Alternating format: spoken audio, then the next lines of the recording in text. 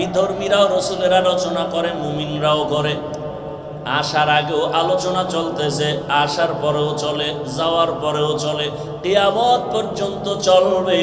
কিয়ামতের দিন ময়দানে মাহশারেও আলোচনা চলবে, আমার রসুলের আলোচনা।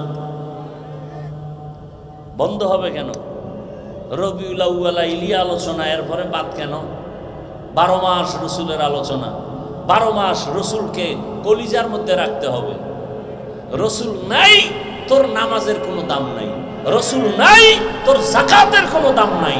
রসুল নাই, তোর হজের কোনো দাম নাই। আঙ্গুলের নখগুলো যখনই কাটবা তখনই আমার রসুল। রসুলের আদর্শ আছে না নেই?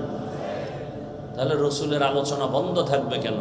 অল টাইম চলবে, 12 মাস চলবে। রহমতের নবী আসছেন রবিউল আউয়ালে, আবার রবিউল আউয়ালে বিদায়। এই কথাটার মধ্যে অনেক দ্বিমত আছে ঐতিহাসিকদের মাঝে। রসুল আসছেন সোমবার দিন, বিদায় নিলেন সোমবার দিন। রসুল আমার আসার বেলা আসছেন সুবহ সাদিকের সময়, বিদায় হয়েছেন সোমবার দিন জোহরের নামাজের আগে চাষতের সময়। রওজা মুবারকে দাফন করেছেন বুধবার দিন গিয়া রাতের তাহাজ্জুদের সময়। কয়দিন দেরি হইছে? 3 দিন। কয়দিন? সোমবার দিন জোহরের নামাজের আগে চাষতের সময় রসুলের ইন্তেকাল, বুধবার দিন গিয়া রাতের তাহাজ্জুদের সময় রসুলকে রওজা মুবারকে দাফন করা হলো। আমেনা বলতেছেন, কেমন আমার সন্তান মুহাম্মদ, জানুনি দুনিয়ার নারীরা গর্ভে বাচ্চা আসলে মাথা ব্যথা, পেটে ব্যথা, কত অসুস্থ, আমি আমেনা এগুলো কিছুই অনুভব করি নাই। মুহাম্মদ যখন দুনিয়াতে আসবেন, মহিলারা বাচ্চা প্রসবে এমন চিৎকার দেয়, ঘুমন্ত মানুষ সজাগ হয়ে যায়। আমি আমেনার কোনো চিৎকার নাই, কোনো ব্যথাও নাই। আম্মাজান দুনিয়াতে আসছে, রক্ত যায়, সন্তান দুনিয়াতে আসছে, রক্ত যায়, কত কষ্ট। আমি আমেনার রক্ত যায় না, কষ্ট নাই। দুনিয়ার সব সন্তান দুনিয়াতে আসিয়া চিৎকার করতে থাকে, আর আমার সন্তান মুহাম্মদ জমিনে আসিয়া হাসি মুখে রবের প্রশংসা করেছে। আল্লাহ তারে কেমনে আনতেছেন? রহমতের নবী আসার আগে বাবা নাই, দেখছেন নি কারবার? কেন? আল্লাহর কুদরত, তবে এখানে হিকমত আছে। আল্লাহ তা বাবারে কেন নিয়েছেন? ওই বেঈমানেরা যেন বলে না বাবার জোরে কথা বলে, বাবার পাওয়ারে কথা কয়। মুহাম্মদ 6 বছরে মা চলে গেলেন, 8 বছরে দাদা আব্দুল মুত্তালিব চলে গেলেন। এখন আপন কেউ নাই, আপন যারা তারাও দুশ্মনী করে। ওই নবীর মেধা কত, ওই নবীর শারীরিক শক্তি কত। রহমতের নবী বলেন, কথায় কথা চলে আসে। রহমতের নবী এশার নামাজের পরে ঘুমায় যাইতেন, ভোর রাত্রে উঠতেন, কারোর সাথে কথা বলতেন না। আর আমরা ভোর রাতে ঘুমাই, সারা রাত মোবাইল চালাই, জেনা করি, ঘরে ঘরে জেনা, হাতের জেনা, চোখের জেনা, অন্তরের জেনা, ঘরে ঘরে মোবাইলের মাধ্যমে জেনা চলতেছে। আল্লাহ হেদায়েত দান করুন। বড় আফসোস, রহমতের নবী আমার এশার নামাজের পরে ঘুমাইলেন। আম্মা জান আয়েশা, এই আপনারা উঠা বসা করেন কেন? উঠার ব্যারামি যদি থাকে ঢুকলেন কেন বলেন? বাইরে দাঁড়ায় বয়ান শুনতেন, ফাঁকি গিয়ে বিড়ি টাইনে আবার মন চাইলে আসতেন, নাইলে মরে যাইতেন। ভিতরে ঢুকে এই দুঃসাহস কেন?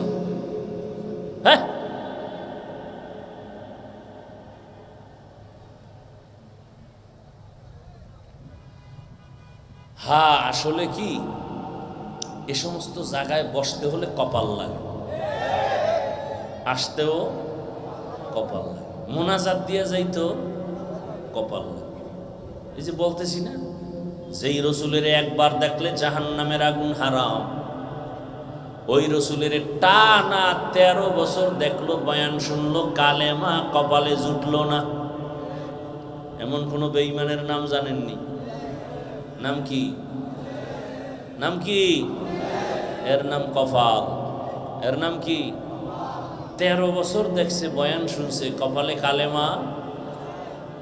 অন্যদিকে 27 বছরের একটা যুবক সন্তান তরবারি নিয়ে দৌড়ায় রসুলকে জবাই করবে। কয় বছরের সন্তান? 27 বছরের সন্তান যুবক তরবারি নিয়ে দৌড়ায় আমার রসুলকে জবাই করবে।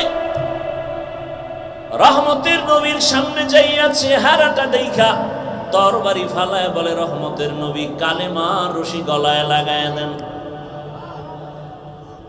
নাম জানেননি? কি না? এর নাম কি? কপাল। কপাল। এর নাম কি? অনেকে চুয়াডাঙ্গায় আসছি, অনেক কষ্ট হয়েছে, অনেক কষ্ট করে আসছি, রাস্তাঘাটের অবস্থা ভালো না, ইমানের অবস্থাও যেমন রাস্তার অবস্থা হতে।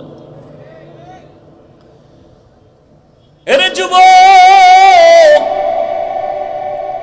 কত মানুষ আসতেছে, আসতে পারে নাই, বৃষ্টি তাকে বার্তা দিয়েছে আজ ওয়াজ হবেই না,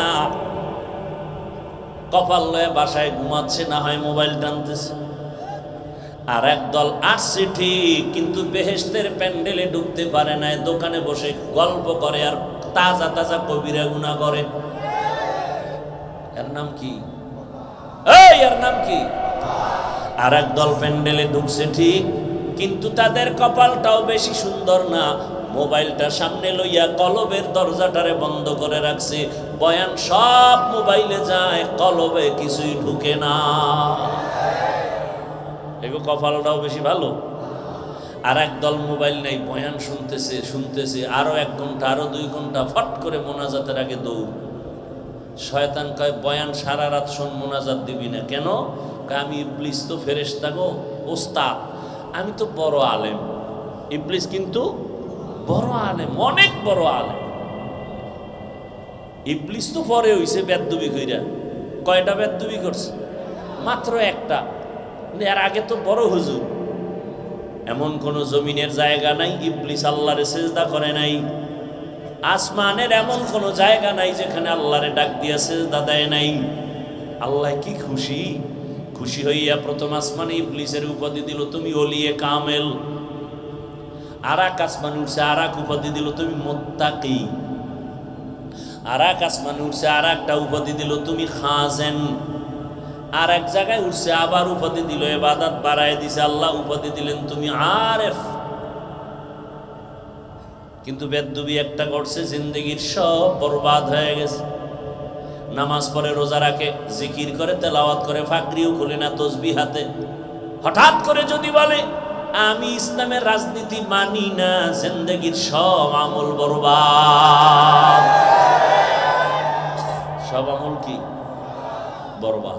আচ্ছা, আপনারা আমাকে একটু জবাব দেন তো, মানুষের জীবনে যত সমস্যা আছে কিয়ামত পর্যন্ত, সব বিষয়ের সমাধান কি কোরআন হাদিস তথা ইসলামে আছে? আল্লাহর দিকে তাকায় জিহ্বা নাড়ায় বলেন। মানুষের জীবনে যত সমস্যা আছে বা হবে কিয়ামত পর্যন্ত, সব সমস্যার সমাধান কোরআন হাদিস ইসলামে আছে।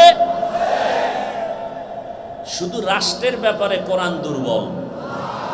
কি শিক্ষিত বাবারা, রাষ্ট্রীয় ব্যাপারে কোরআন দুর্বল।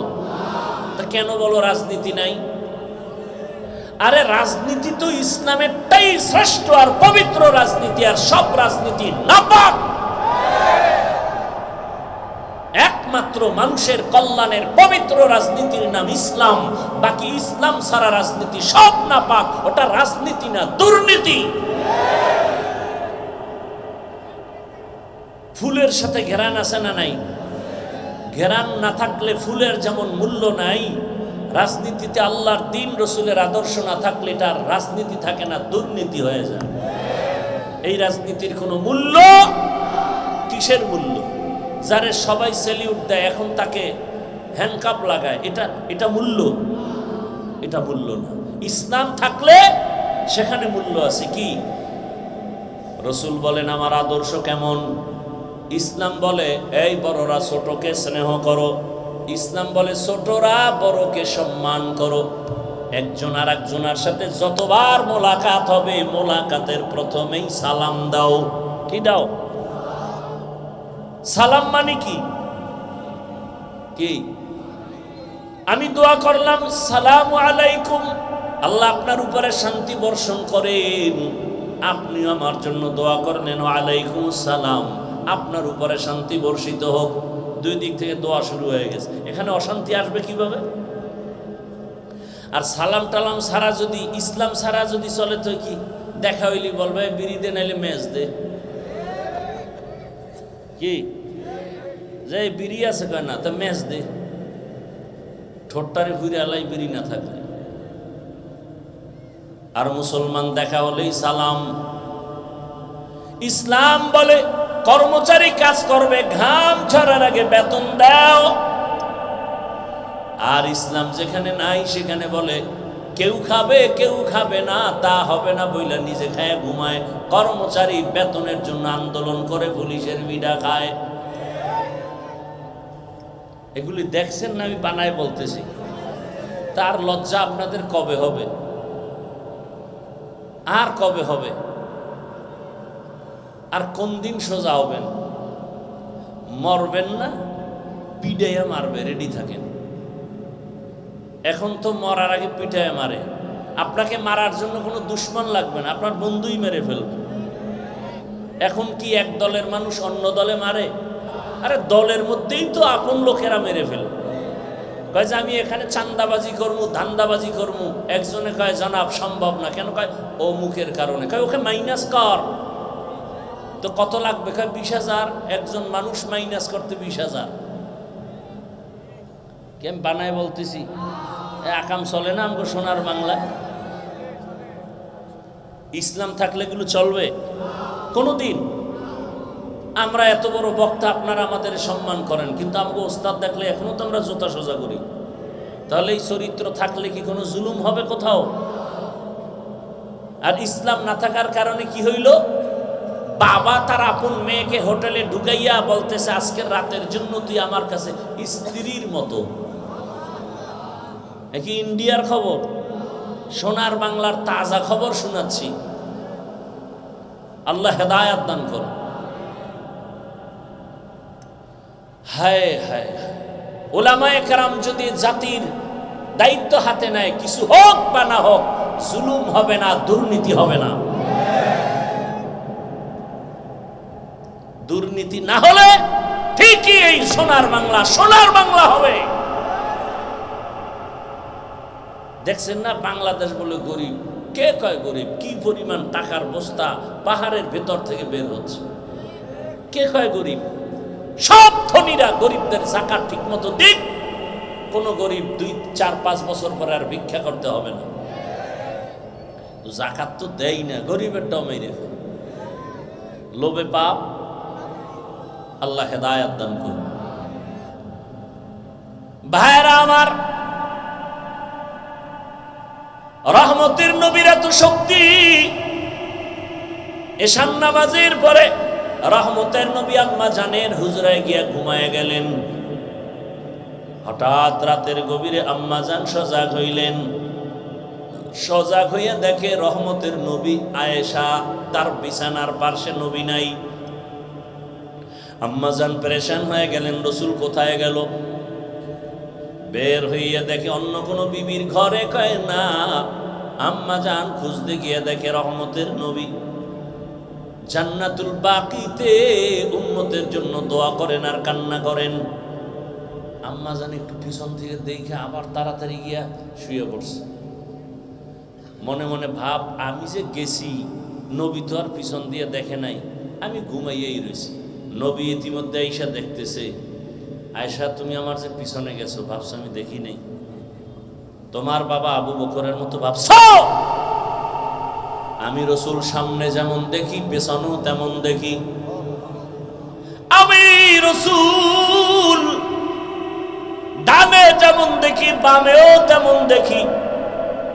আমি আলোর মধ্যে যেমন দেখি অন্ধকারেও তেমন দেখি। কে দিছেন এই পাওয়ার? কাদের কুদরত দারি বার কামাল আন্তা রব্বি আন্তা হাসবি যুল জালাল তুহি কাদের জলিলুল্লাহ জাহাদার বহর হালে তুহি মেরা নিগাহদার। এরে আমার যুবক, ও বৃদ্ধ বাবাজি, ও পর্দার আড়ালের মা বোনেরা, কেমন একজন রসুল পেয়েছো যেই রসুলের এত মেধা, এত কিছু। সেই রসুলকে আল্লাহ কোরআন দিলেন রসুলের বয়স 40 হওয়ার পরে। আরে 15 বছর। আর এখন বাচ্চা তো একেবারে মনে হয় যেন বুদ্ধি লইয়াই দুনিয়ায় আইয়ে। কি মোবাইলের ডাইন বাম কিছু বুঝি না, বাচ্চারা সব বুঝে। কথা ঠিক না? একেবারে চিফ ইঞ্জিনিয়ার। আর বাবাই কি খুশি, আলহামদুলিল্লাহ আমি মোবাইলের বিষয় বলত, কিন্তু আমার নাতি পুরা ইঞ্জিনিয়ার। কিছুদিন পরে কানতেছে, কিও হিজরত করছে। কি হয় না? হয় না? বড় কঠিন হালাত। আল্লাহ মোবাইলের গুনাহ থেকে গোটা জাতিকে হেফাজত করেন। মোবাইল অদৃশ্য একটা মরণস্ত্রের নাম। এটা আমাদেরকে মেরে ফেলতেছে মোবাইল, আমরা টের পাইতেছি না। কিডনি দুর্বল, হার্ট দুর্বল, চোখের পাওয়ার, কানের পাওয়ার, হাতের পাওয়ার, মেধা, লেখাপড়া সব দুর্বল করে ফেলতেছে মোবাইল, খবর নাই। এই মোবাইলের কারণে সন্তান মায়ের সাথে বেয়াদবি, বাবার সাথে বেয়াদবি, শিক্ষকের সাথে ছাত্রের বেয়াদবি। সূত্র এই মোবাইল। চরিত্র নাই, লেখাপড়া নাই, কিচ্ছু নাই। দোকানের কর্মচারী ঠিকমতো কাস্টমারের সাথে ভালো ব্যবহার নাই। কি চাইতেছে খবর নেই, মোবাইল নিয়ে ব্যস্ত। ধ্যান ধ্যান মোবাইলের ধ্যান। এরপরে বাসায় এসে সারা রাত দরজা লাগায় খালি জেনা করে। চোখের জেনা, হাতের জেনা, অন্তরের জেনা। জেনা করতে করতে সারা রাত কখন 2টা 3টা 4টা বাজলো খবর নাই। আজানের আগে আগে মোবাইল পুড়ে গেছে, ও চিৎপটাং হয়ে গেছে, ঘুম। এই পরিমাণ আকাম ঘরে ঘরে চলে যে উচিত ছিল ঘুমের মধ্যে গজব আসা। মুহাম্মদের উম্মত হওয়ার কারণে আল্লাহ গজব দেন নাই। ওগো নবীর উম্মতেরা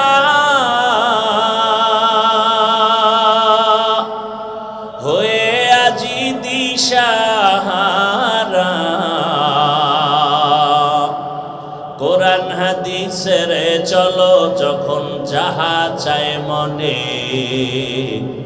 নবী বিনে কে দাঁড়াবে পুলসিরাত মিজানে, নবী বিনে কে দাঁড়াবে পুলসিরাত মিজানে। নবী আমার জীবন ভরে দিনের লাগি কষ্ট করে,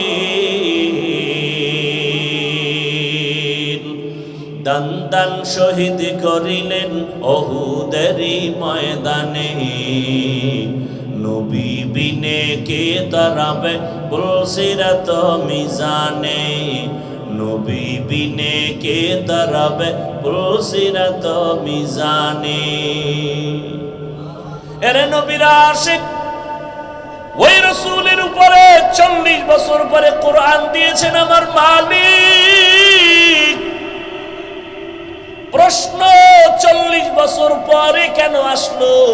রহমতের নবীকে আরো আগে কেন দিলেন না? এরপরও যে আসছে তাও কি একসাথে? প্রথমে আসছে কোরআনের 5 আয়াত, ইকরা বিসমি রাব্বিকাল্লাযী খালাক, খালাকাল ইনসানা মিন আলাক, ইকরা ওয়া রাব্বুকাল আকরাম আল্লাযী আল্লামা বিল কলম, আল্লামাল ইনসানা মা লাম ইয়ালাম। মাত্র কয় আয়াত? 5টা আয়াত নিয়ে আসছে। জিব্রাইল হেরা পর্বতের গুহায় ঢুকলেন, ঢুইকা রসুলকে দাঁড় করালেন, বুকের সাথে সিনার সাথে লাগাইয়া জিব্রাইল হালকা একটা চাপ দিয়া বললেন, ইকরা, নবী বলেন মা আনা বিকারিন, আমি পড়তে জানি না। আর একটা মৃদু চাপ দিলেন ইকরা, নবী আপনি পড়ুন। নবী আবার জবাব দিলেন মা আনা বিকারিন, আমি পড়তে জানি না। কয় চাপ? এবার খুব জোরে একটা চাপ দিলেন, এত জোরে রহমতের নবী বলেন আমার শরীরে জ্বর, মনে হয় যেন মরণের কষ্ট শুরু হয়ে গেল। এই যে এক চাপ দিয়ে জিব্রাইল গেছি গা, 3 বছরে আর খবর নেই, আর কোরআন নিয়ে আসে না। 3 বছর পর আবার যখন আয়াত নিয়ে আসছেন, আবার আয়াত নাজিল হয়ে গেল 3 বছর পরে। ইয়া আইয়ুহাল মুদ্দাসসির কুম ফাআনজির ওয়া রাব্বাকা ফাকাব্বির ওয়া সিয়াবাকা ফাতাহহির। এইভাবে আপনাদের জানা থাকলে বলেন, এত বড় দামি ব্যক্তির কাছে কোরআন আসতে কয়দিন লাগছে? পুরাটা সবাই রসুলের কাছে কোরআন আসতে কতদিন লাগছে? কয় বছর? 23 বছর। 250 গ্রাম ওজনের কোরআন সৃষ্টির শ্রেষ্ঠ ব্যক্তির কাছে আসতে লাগছে কত বছর? সেই কোরআন রাতারাতি পড়ে আপনি মুফাসসির হবেন, এত সোজা? হ্যাঁ, এত সোজা? মিয়া আলিফ বেতা 29টা অক্ষর শিখতে ওস্তাদ লাগে, আর আপনি ওস্তাদ ছাড়া মুফাসসির। আল্লাহ হেদায়েত দান করুন। তাফসীর করার যোগ্যতা এত সহজ? আল্লাহ হেদায়েতের দৌলত আমাকে দান করেন। এতক্ষণ বুঝাইলাম কোরআনের হাকিকতে ওজন কত। 5 আয়াতের চাপ রসুল সইতে পারে নাই। আল্লাহ তাআলা মানুষকে দিলেন ওই কোরআন, নবী বলেন আঁকড়াইয়া ধরো,